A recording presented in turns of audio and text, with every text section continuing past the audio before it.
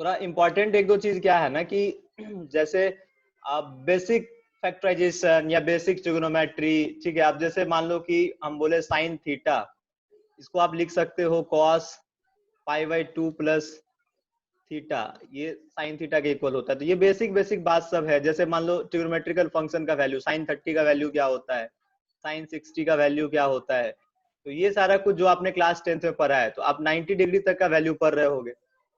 लेकिन अगर मैं बात करूं साइन 120 डिग्री, तो कोई बता सकता है ये क्या होगा? साइन 120 डिग्री का वैल्यू क्या होगा, कोई बता सकता है? बताओ, साइन 120 डिग्री का वैल्यू क्या होगा? एनीवन बताइए।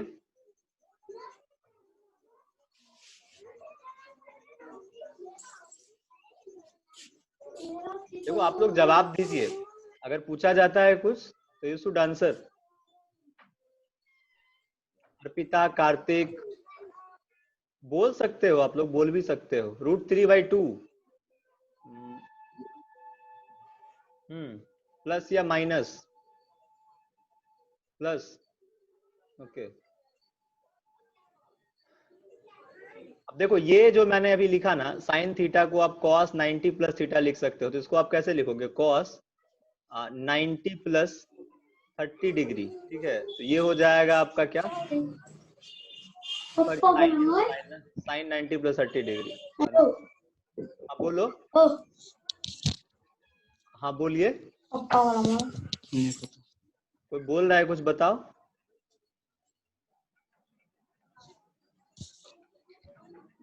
Sign 90 plus 30 cos 30। हाँ, साइन 90 डिग्री प्लस 30 डिग्री हम इसको लिख सकते हैं। तो ये साइन 90 प्लस थीटा क्या हो जाता है? ये cos थीटा हो जाता है। This will be cos 30 degree, and cos 30 degree क्या होता है? √3/2। यस, तो √3/2। अब देखो ये प्लस होगा या माइनस? अभी यहाँ पे तो आपने कर दिया प्लस साइन है। अगर मान लो मैं लिखता हूँ cos 120 डिग्री, इसका वैल्यू क्या होगा बोलो? cos 120 degree -1/2। हाँ बोलिए। -1/2। -1/2 पक्का? Hello, yes sir.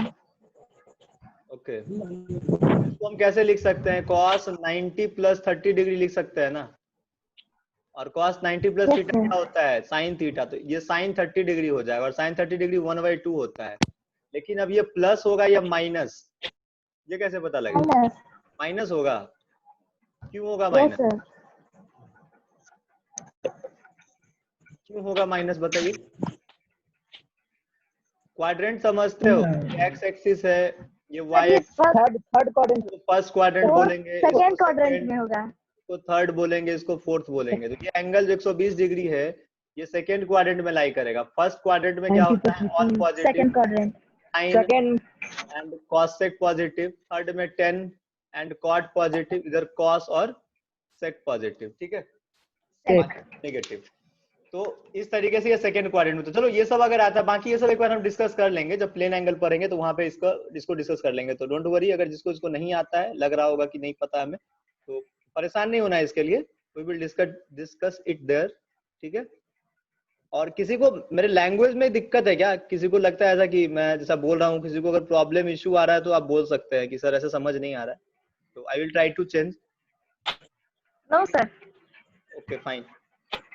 तो देखिए मैंने क्या बताया कि पहले हम लोग कैलकुलस पढ़ेंगे, उसके बाद मोशन इन स्ट्रेट लाइन, उसके बाद पढ़ेंगे vector, and then motion in plane. अब इसके बाद से यहाँ से आपका स्टार्ट, ये जो पोर्शन है ना, इस पोर्शन को हम लोग बोलते हैं काइनेमेटिक्स। क्या बोलते हैं? काइनेमेटिक्स। अब काइनेमेटिक्स में क्या पढ़ना होता है? Kinematics is basically study of motion, study of motion, study of motion. अब इसमें मोशन का स्टडी पढ़ते हैं, लेकिन यहाँ एक कंडीशन है, without knowing its cause, without knowing its cause, बिना उसके वजह जाने हुए मोशन के स्टडी करना, उसको बोलते हैं काइनेमेटिक्स। तो बेसिकली काइनेमेटिक्स में हम लोग मोशन इन स्ट्रेट लाइन पढ़ेंगे, इसको आप मोशन इन 1 डायमेंशन बोल सकते हो, और मोशन इन प्लेन को हम मोशन इन 2 डायमेंशन बोल सकते हैं, ठीक है। अब इसके बाद हम लोग पढ़ते हैं एक नया सेक्शन जिसको हम बोलेंगे dynamics. The new section is called dynamics. 5वां, इसमें पढ़ेंगे हम लोग laws of motion, laws of motion and so on. देखो अब ये जो है ना डायनामिक्स वाला पोर्शन, जैसे काइनेमेटिक्स के बाद हमें पढ़ना है डायनामिक्स। तो डायनामिक्स क्या बताता है? डायनामिक्स कारण बताता है मोशन का, ठीक है। Reason of motion, reason of motion, motion क्यों हो रहा है इसके वजह को डायनामिक्स डिफाइन करेगा। मतलब लॉज ऑफ मोशन क्या बताता है? बेसिकली लॉज ऑफ मोशन बताता है कि मोशन क्यों हो रहा है, वाई मोशन, ठीक है। तो वाई क्लियर कराता है ये। इसके बाद आप पढ़ोगे लॉज ऑफ मोशन के बाद फ्रिक्शन। बेसिकली ये फोर्स का ही सारा, ये सब फोर्स में ही स्टडी कराएगा। फ्रिक्शन पढ़ेंगे। उसके बाद हम लोग पढ़ेंगे 7वां उसका सर्कुलर मोशन, सर्कुलर मोशन। इसके बाद फिर हम लोग पढ़ेंगे work and energy, work and energy, ठीक है। वर्क एंड एनर्जी कर लेने के बाद हम लोग पढ़ेंगे रोटेशनल मैकेनिक्स, रोटेशनल मैकेनिक्स। अच्छा आप लोग बता सकते हो कोई कि मोशन कितने तरह का होता है? मोशन कितने तरह का हो सकता है? कोई भी मोशन बोलो, बोलो बोलो, माइक ऑन करके बोलो कार्तिक। अगर बैकग्राउंड में साउंड नहीं है ज्यादा तो आप माइक ऑन करके बोलिए तो ज्यादा बेहतर लगता है। फिर आप लोग को भी लगेगा कि हाँ थोड़ा इंटरेक्टिव क्लास चल रहा है, नहीं तो फिर बोरिंग फील करोगे, मजा नहीं आएगा पढ़ने में, ठीक है। 2 टाइप, ओके विक्रम, 2 टाइप। तो कौन कौन से टाइप का मोशन होता है? माइक ऑन करके बता सकते हैं आप, मोशन कितने तरह का होता है? आपने बोला 2 टाइप, तो ठीक है। पहला टाइप क्या होगा बोलो? What will be the first type of motion? 2 type तो यहाँ पे तुमको दिख रहा है, motion in straight line, motion in plane. गति, हाँ गति, गति ठीक है, गति हम कह सकते हैं, ठीक है। कितने तरह का होता है?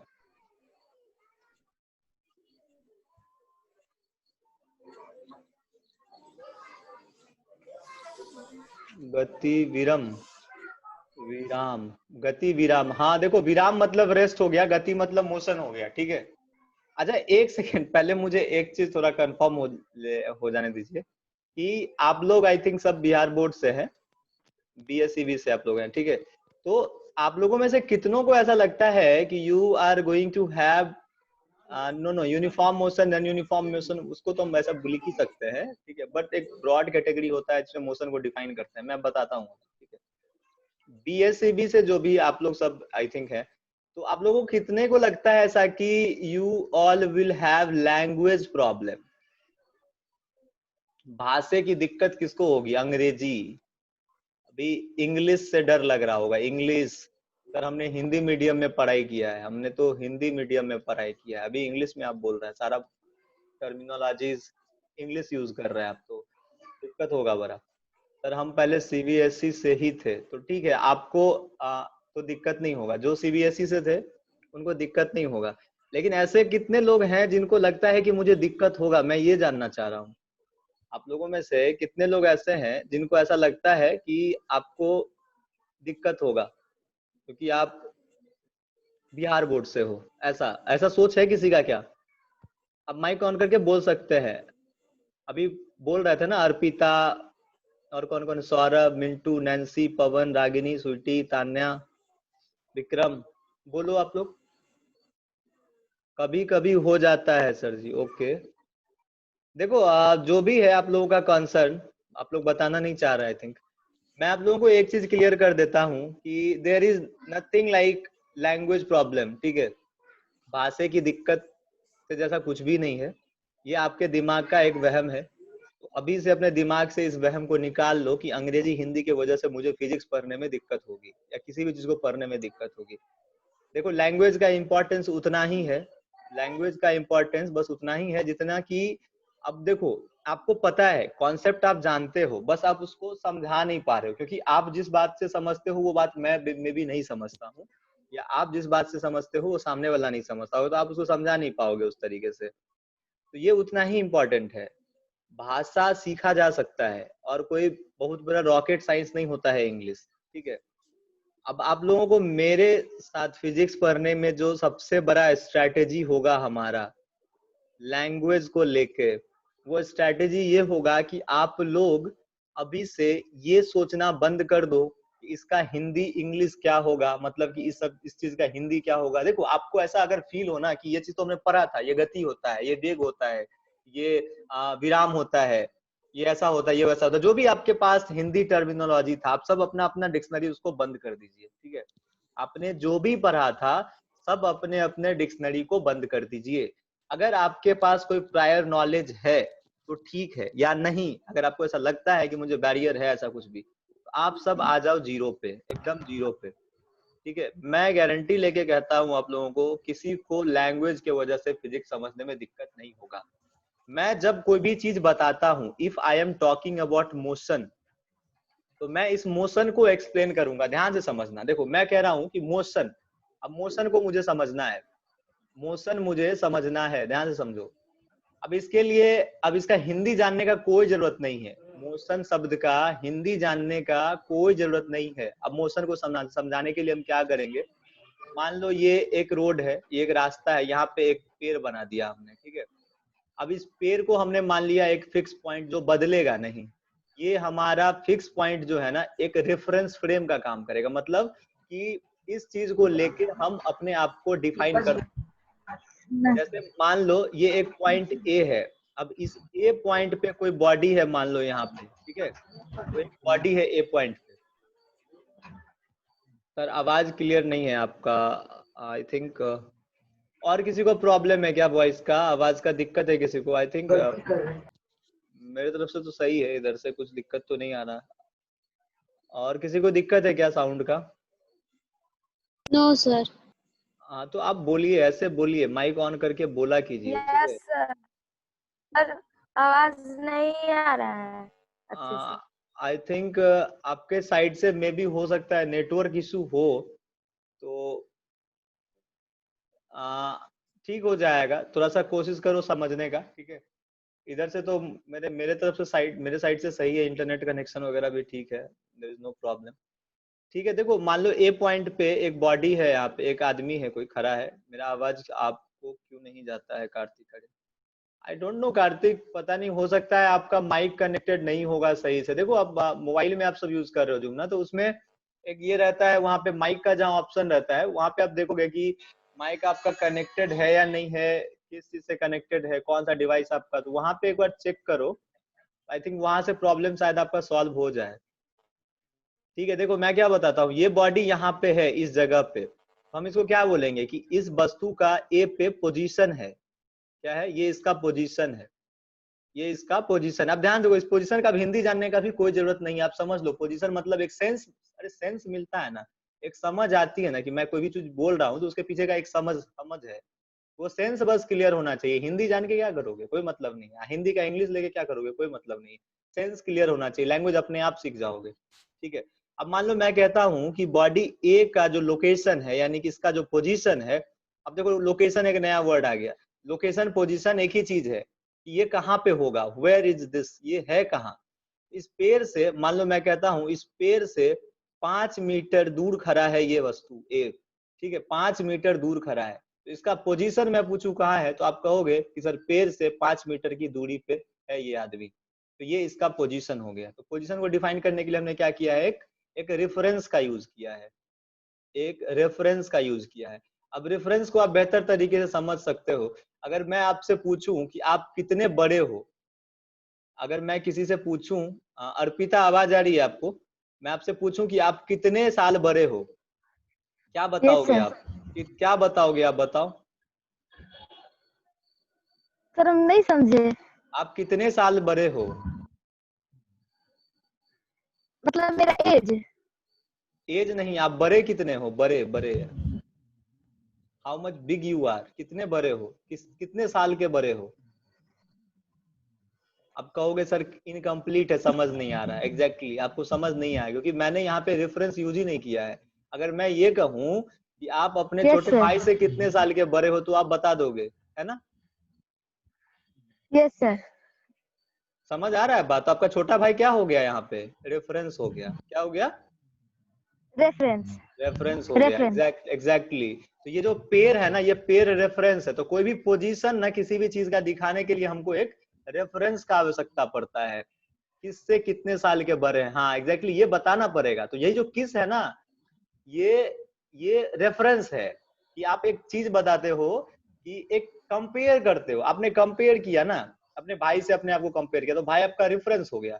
अगर मैं आपसे पूछूं कि आपका एड्रेस कहाँ है, घर का एड्रेस क्या है आपका, आप बताओगे मान लो कि मेरा घर सर दरभंगा पड़ता है, बट अगर मान लो मैं दरभंगा में रहता हूँ तब ना दरभंगा में आपका समझ जाऊंगा, या मान लो पटना रहता हूँ तो पता चलेगा अच्छा आप दरभंगा रहते हो।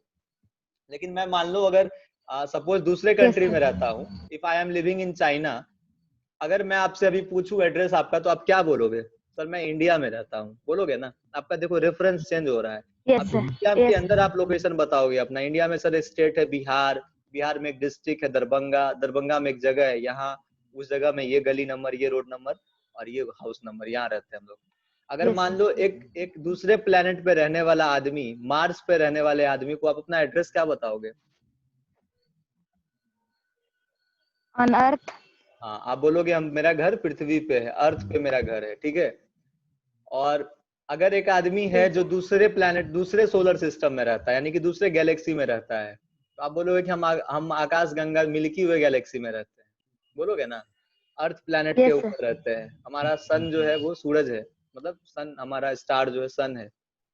तो रेफरेंस बदलता है, और रेफरेंस के बदलने से चीजें बदल जाती है। आपका पोजीशन भी इस रेफरेंस के लिए कुछ होगा। अब मान लो यहाँ पे एक ट्रक है लगा हुआ, ठीक है, यहाँ पे एक ट्रक लगा हुआ, इस ट्रक से आपका रेफरेंस कुछ और होगा।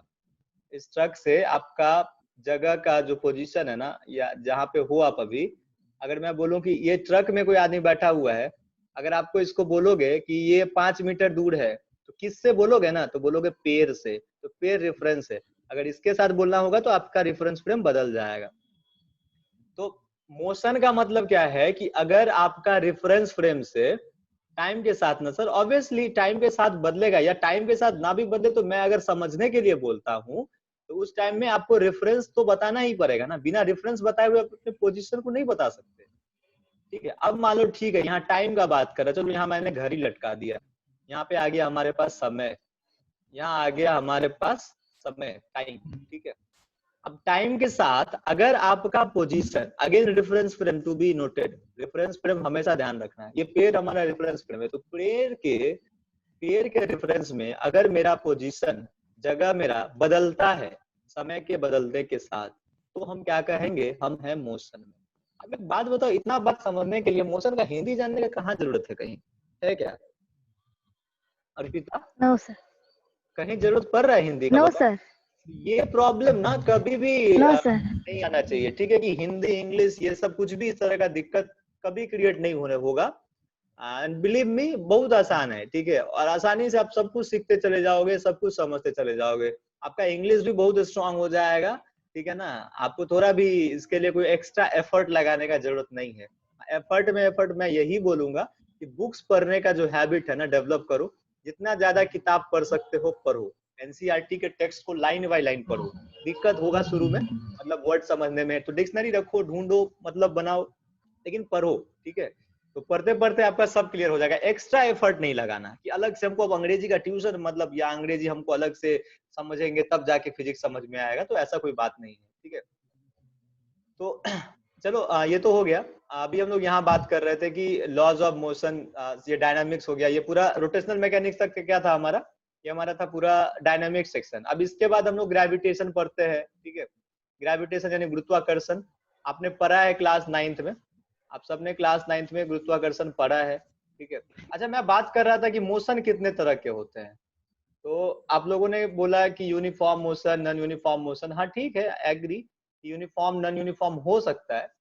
बट वैसे अगर मैं एक लार्ज एनालिसिस पे बोलूं तो मोशन दो तरह के होते हैं। एक होता है लीनियर मोशन,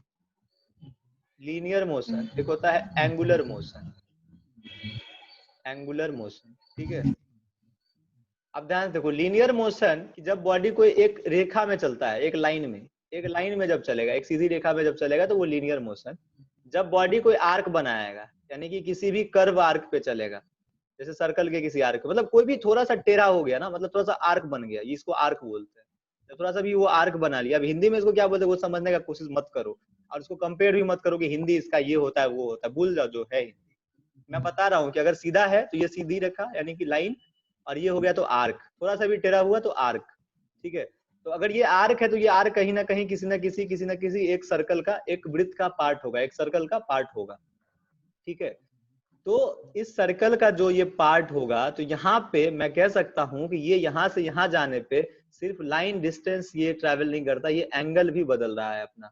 इसका जो कोण है सर, ये का सब नोट्स मिल जाएगा ना बाद में।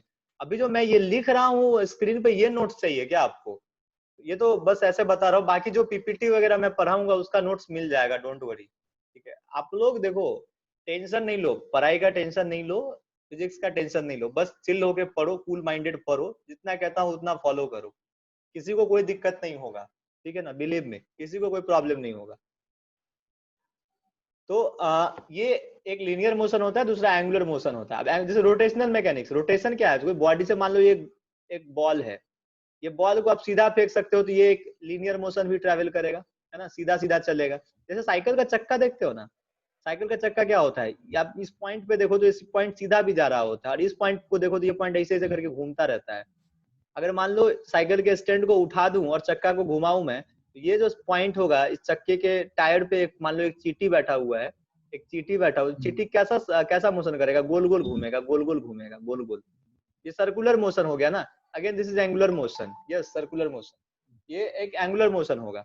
अब ध्यान से देखो, अब ये चीज अब यहाँ घूम रहा है, अब हो सकता है तुम इसको फिक्स कर दो, एक कॉस्को बॉल ले लो, एक बॉल ले लो, कॉस्को बॉल समझ, मतलब फुटबॉल ले लो, और फुटबॉल के एक सरफेस पे एक बॉडी को रख दो, एक चींटी को रख दो, और फुटबॉल को क्या करो, एक बीच से एक लाइन बना के उसको घुमाना शुरू करो। तो इस तरह के मोशन को क्या बोलते हैं, रोटेशन बोलते हैं इसको, इसको रोटेशन बोलते हैं। तो यही चीज हम लोग रोटेशनल मैकेनिक्स में पढ़ते हैं कि रोटेशन में क्या होता है नहीं होता है, ये सारा कुछ, ठीक है।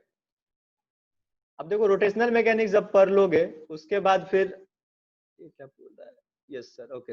जब रोटेशनल मैकेनिक्स पढ़ लेंगे तो उसके बाद हम लोग पढ़ेंगे ग्रेविटेशन, नहीं एक चैप्टर और रह जाता है, सिस्टम ऑफ पार्टिकल्स बोलते हैं उसको, ठीक है। इसके बाद हम लोग पढ़ेंगे सिस्टम ऑफ पार्टिकल। देखो आप लोग जब पढ़ते हो ना, अभी जैसे अभी बैठे हो पढ़ने के लिए, तो सबके सामने एक कॉपी पेन तो पक्का है कि होना चाहिए, और जो जो आपको इम्पोर्टेंट कुछ लगता है तो आप उसको नोट डाउन कर सकते हो, ठीक है। मतलब मेरा कहने का मतलब ये है कि नोट्स, अब देखो यहाँ पे नोट्स के ऊपर ना मैं कुछ बोलूंगा अभी, ठीक है। बड़ा कंफ्यूजन होता है ये चीज, सर नहीं है सर कुछ भी नहीं है, सर कुछ भी मतलब नोट्स मतलब आपके पास कोई कॉपी या पेन नहीं है कुछ भी साथ में, ये नहीं करना है, बस मूवी की तरह नहीं देखना है क्लास, ठीक है ना। ये इंटरेक्टिव क्लास है, इसको थोड़ा सीरियसली लो, सिंसियरली लो। तो जब भी पढ़ो अपने पास आपके एक नोटबुक होना चाहिए, एक कॉपी होना चाहिए आपके पास, पेन लेके बैठो, और जो भी पढ़ो कुछ भी इंपॉर्टेंट पॉइंट लगे उसको लिखो। देखो नोट्स का मतलब क्या होता है ना, मैं बताता हूँ, नोट्स काफी इंपॉर्टेंट चीज है, लेकिन आप लोगों का कंसेप्ट आई थिंक नोट्स का बहुत अलग होगा। आप लोग नोट्स का मतलब क्या समझते होगे, सर जो पढ़ा रहे हैं ना बोर्ड पे वो सारा लिख लेना ये नोट्स है, बिल्कुल नहीं, बिल्कुल गलत बात, ये नोट्स कभी नहीं है। अगर मैं जो पढ़ाता हूँ वो अगर आप कॉपी पे उतारते चले जाओ, ये नोट्स आपका नहीं बनेगा, ये मेरा नोट्स होगा, ठीक है। एंड बिलीव मी, मेरा नोट्स आपके बहुत ज्यादा काम नहीं आएगा। तो घर के छत पे नेटवर्क का इशू रहता है तो घर के छत पे कॉपी लेके चले जाओ, लाइट जला लो, चलो कोई बात नहीं, ठीक है।